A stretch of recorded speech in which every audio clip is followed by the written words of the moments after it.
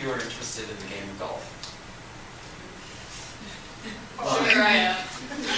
Well, I'm going to give you some information about the history, the equipment, and the rules of the game. And for those of you who aren't interested, please don't snore too loudly. The game of golf was first found in the 1400s on the eastern coast of Scotland. Though at this time there were many games that were using a ball and stick, Scotland was the first to use the most important part of the game, the hole. The first official rules for any golfing game were made by the Golfing Gentlemen's Club of Leith, so that they could hold their annual tournament without any arguments over the rules. The first national tournament was the British Open in 1860, and the first international game was the Amateur Championship of India and the East, held in 1893 in India. Golf was first accepted as a true sport in 1902 when it was first introduced into the Olympics. For a game of golf, you can have up to 14 clubs of any type you like. You can have one of each, 2 drivers, 2 putters, whatever you feel like. One of the most important clubs is the driver. It has the largest head and is used for teeing off the teeing grounds. And it's meant to get you as much distance to the hole as possible. A wood is a cross between a driver and an iron. It's meant for once you get on the fairway to once again get you as close to the hole as possible. The largest variety of clubs are the irons, which are numbered between 3 and 9, though some people also get 1 and 2. For irons, the lower the number you have, the farther you can hit it. And every time you lower the number, you get about 10 more yards into your swing. 2 more clubs are the pitching wedge and the sand wedge. The pitching wedge is used to make your approach shot to the hole, which is meant to get you as close to it as possible without going over. And usually you want to be within 40, 30 yards, whatever you feel comfortable with.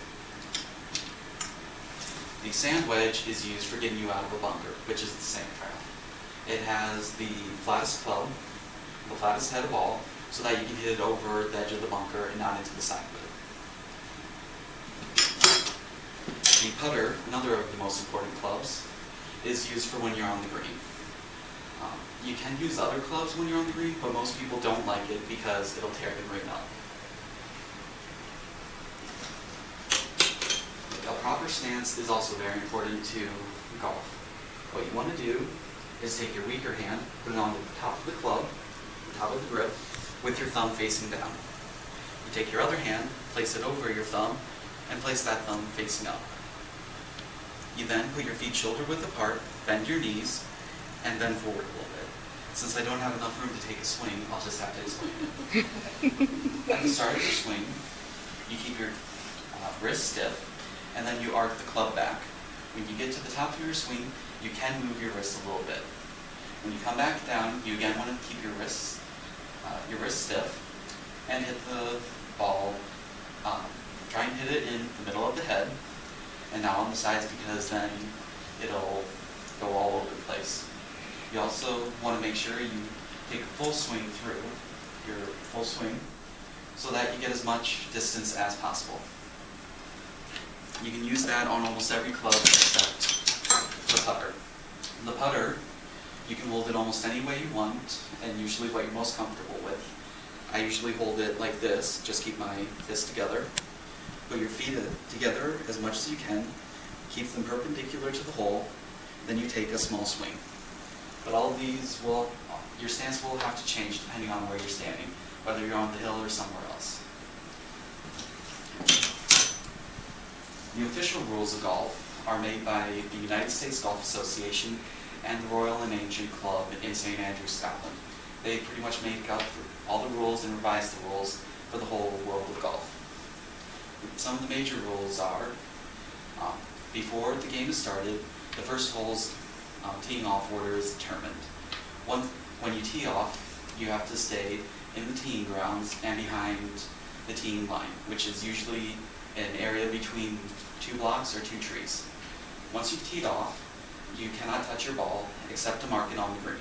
which is just placing an object on the green so that another player doesn't hit your ball. You can remove debris from around your ball so that you have an unobstructed swing, and you can move debris on the green so that you don't hit anything when you're putting.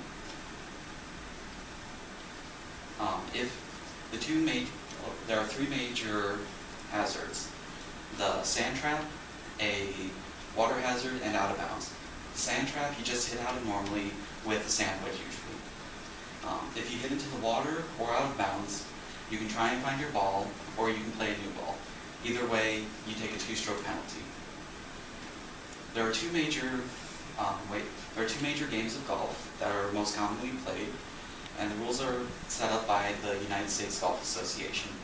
The most common way that you usually see on television is stroke play. That's where you play 9 to 18 holes, and the player with the lowest score wins the game.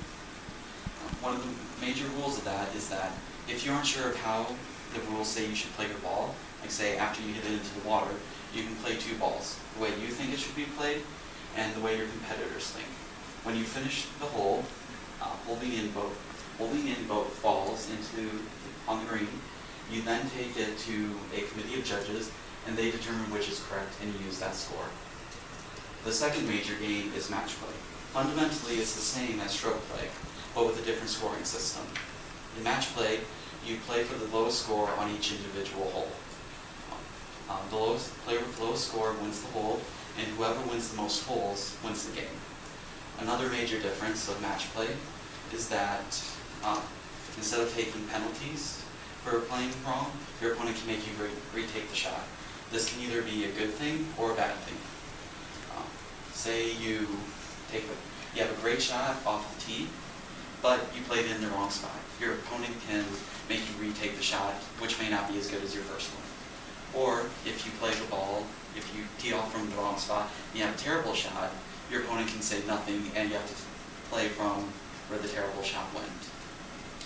Well, thank you everybody for listening. I hope you learned some interesting things about the history, the equipment, and the rules of the game. If you want to learn more, you can go to almost any clubhouse. They'll give you a more in-depth look at the rules, and you can get guidance on the equipment you want to get and just how to play the game in general. Thank you.